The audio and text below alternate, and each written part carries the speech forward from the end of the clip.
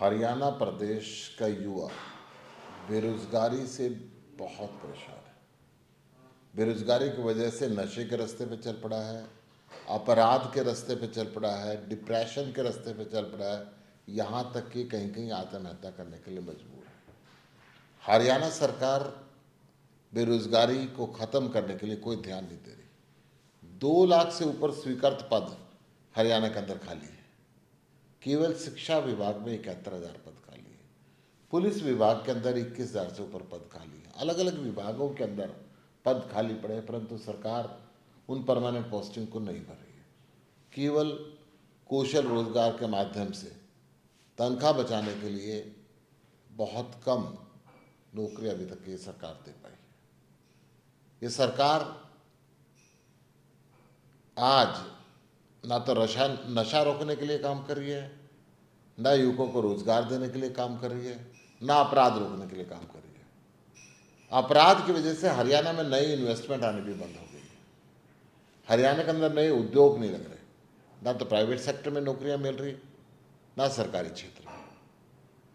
अब मनोहर लाल जी कहते हैं कि युद्धग्रस्त देश इजराइल में पढ़े लिखे हरियाणा के 10,000 युवकों को मजदूर बना के भेजेंगे।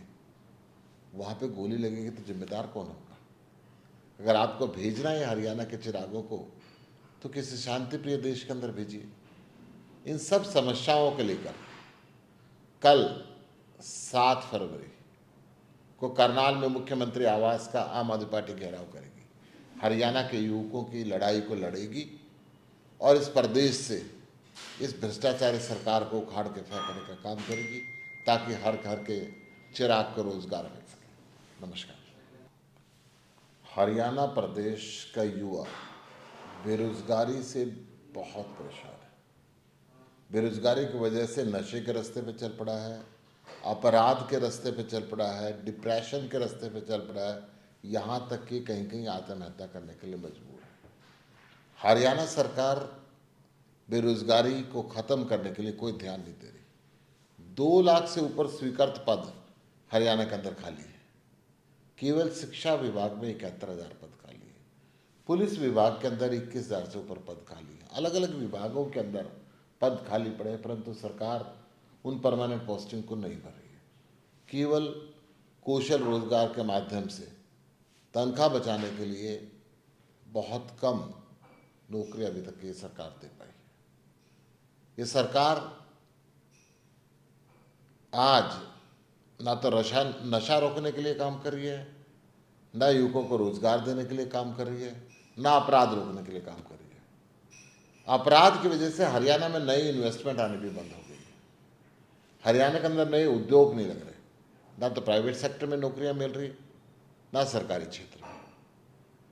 अब मनोहर लाल जी कहते हैं कि युद्धग्रस्त देश इजराइल में पढ़े लिखे हरियाणा के 10,000 युवकों को मजदूर बना के भेजेंगे। वहाँ पे गोली लगेगी तो जिम्मेदार कौन होगा?